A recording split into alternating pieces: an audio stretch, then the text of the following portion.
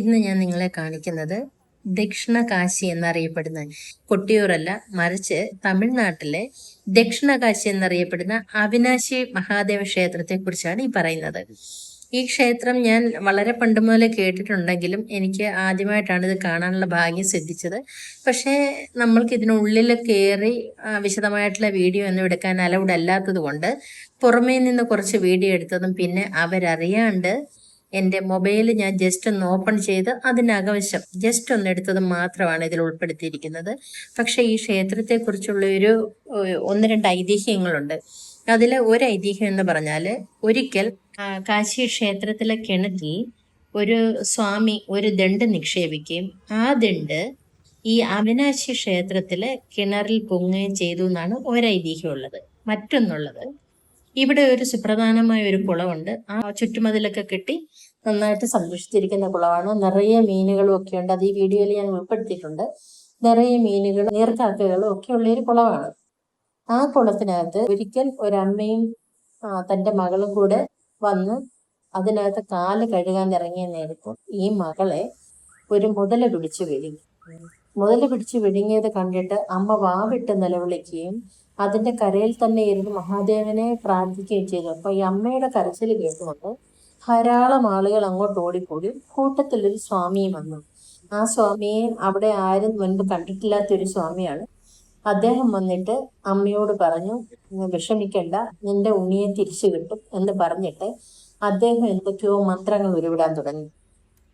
ആ മന്ത്രങ്ങൾ ഉരുവിട്ട് കുറച്ച് നിമിഷം കഴിഞ്ഞ് ഈ മുതല വെള്ളത്തിന് മുകളിൽ പൊങ്ങി വരികയും ആ അമ്മയുടെ കയ്യിലേക്ക് തന്നെ ആ കുഞ്ഞിനെ കവിട്ടി ഇട്ടുകൊടുത്ത്, അതായത് ഛർദ്ദിച്ചിട്ട് കൊടുക്കുകയും ചെയ്തു എന്നാണ് ഒരൈതിഹ്യം. അതിനെക്കുറിച്ച് ഈ ക്ഷേത്രത്തിനുള്ളിൽ ശിലാഫലകങ്ങൾ പോലെയും പെയിന്റിങ് പോലെയൊക്കെ നമുക്ക് എല്ലാം മനസ്സിലാകുന്ന രീതിയിൽ വെച്ചിട്ടുണ്ട്. പക്ഷെ നമുക്ക് ഈ ക്ഷേത്രത്തിനുള്ളിൽ ഫോട്ടോയോ വീഡിയോ എടുക്കാൻ അലൗഡ് അല്ലാത്തതുകൊണ്ട് ഒന്നും ചെയ്യാൻ പറ്റുന്നില്ല. അപ്പം നമ്മൾ ഈ മെയിനായിട്ടുള്ള വഴിയിൽ മെയിൻ എൻട്രൻസിലൂടെയാണ് ഈ കയറി പോകുന്നത്. അതായത് നടയ്ക്ക് നേരെ തന്നെയാണ്. അവിടെ കാണുന്ന ഒരു കൊടിമരമുണ്ട്. എനിക്ക് നമ്മളുടെ കേരളത്തിലെ കൊടിമരങ്ങളെ അപേക്ഷിച്ച് വളരെ ഭംഗിയും വലിപ്പമുള്ളതായിട്ടാണ് തോന്നിയത്. വളരെ കുത്തുപണികളും വളരെ ഭംഗിയും നല്ല തിളക്കത്തിൽ നിൽക്കുന്ന ഒരു കൊടിമരമാണ്.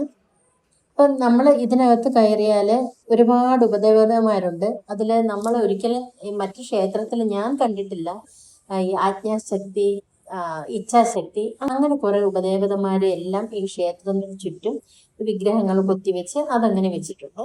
അതുപോലെ തന്നെ രണ്ടാമത്തെ കോവിൽ, രണ്ട് കോവിലായിട്ടാണ് കാണിക്കുന്നത്. രണ്ടാമത്തെ കോവിൽ എന്ന് പറഞ്ഞാൽ സുബ്രഹ്മണ്യ സ്വാമിയുടെ ക്ഷേത്രമാണ്. അങ്ങനെ വളരെയധികം എല്ലാ ദൈവങ്ങളും ഉൾക്കൊള്ളിച്ചുകൊണ്ട് നമ്മുടെ ഭഗവാൻ കൃഷ്ണനെയൊക്കെ ഒരു ചെറിയ ക്ഷേത്രം പോലെയാണ് ഇവിടെ. തമിഴ്നാട്ടിൽ എനിക്കൊന്നും കൃഷ്ണൻ അത്ര വലിയ ക്ഷേത്രങ്ങളില്ല, പക്ഷെ ഉപദേവതയായിട്ട് എല്ലായിടത്തും ഉണ്ട് താൻ. അങ്ങനെ വളരെ വലിയൊരു ക്ഷേത്രമാണ്. നിങ്ങൾ എല്ലാവരും വന്ന് കാണണം. നമുക്ക് വളരെ ഇഷ്ടം തോന്നുന്നതാണ്. വളരെ ഭക്തിപൂർവ്വം, അതായത് കാശിയിൽ പോകുന്നതിന് പകരമായിട്ട് നമുക്ക് സന്ദർശിക്കാവുന്നതും അനുഗ്രഹം തേടാവുന്നതുമായ ഒരു ക്ഷേത്രമാണ് ഈ അവിനാശിയിലെ ക്ഷേത്രം. ഇതിന് വരേണ്ടത്, നമ്മൾ കോയമ്പത്തൂരിൽ നിന്ന് അവിനാശിക്ക് ബസ് ഇറങ്ങിയിട്ട് പഴയ ബസ് സ്റ്റാൻഡ് എന്ന് പറയും. പഴയ ബസ് സ്റ്റാൻഡിൽ ഇറങ്ങിയാലോ പുതിയ ബസ് സ്റ്റാൻഡിൽ ഇറങ്ങിയാലോ ഇതിന് നടുവിലായിട്ട് വരും. അതിൽ നിന്ന് റോഡിൽ സൈഡിൽ നിന്ന് ഒരു ഗോപുരം പോലെ കാണാം. അതിൽ നിന്ന് കുറച്ചുള്ളിലോട്ട് കയറിയാണ് ഈ ക്ഷേത്രം സ്ഥിതി ചെയ്യുന്നത്. ഇത് നമ്മൾ അകത്ത് കയറി തൊഴുതിട്ടിറങ്ങുമ്പം അവിടെ തന്നെ പൂജാസാധനം അന്നദാനം വിൽക്കുന്നുണ്ട്. അതിനകത്ത് ഈ നമ്മളുടെ പായസമാണ്, അവർ ശർക്കര പൊങ്കാല എന്ന് പറയും. അതുപോലെ തന്നെ അതും പിന്നെ തൈര് സാദം അങ്ങനെയൊക്കെയുണ്ട്. ചെറിയൊരു പാത്രത്തിൽ നമുക്ക് തരും. അതിന് 20 രൂപയാണ്. ഞാൻ പായസം മാത്രമാണ് വാങ്ങിയത്, അതുകൊണ്ട് ബാക്കിയുള്ളതിൻ്റെ എത്രയാണെന്ന് അറിയത്തില്ല. എനിക്ക് തോന്നുന്നു 20 തന്നെ ആയിരിക്കും തോന്നുന്നു.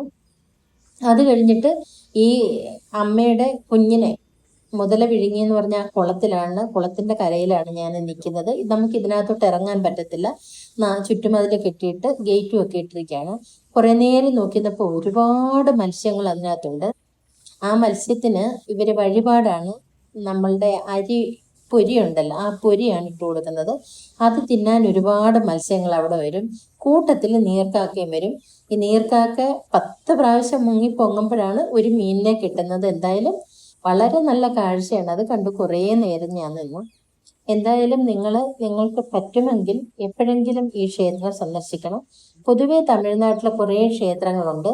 അടുത്ത ഒരു ക്ഷേത്രമുണ്ട്, 3000 വർഷം പഴക്കമുള്ള ഒരു സുബ്രഹ്മണ്യ സ്വാമി ക്ഷേത്രമുണ്ട്.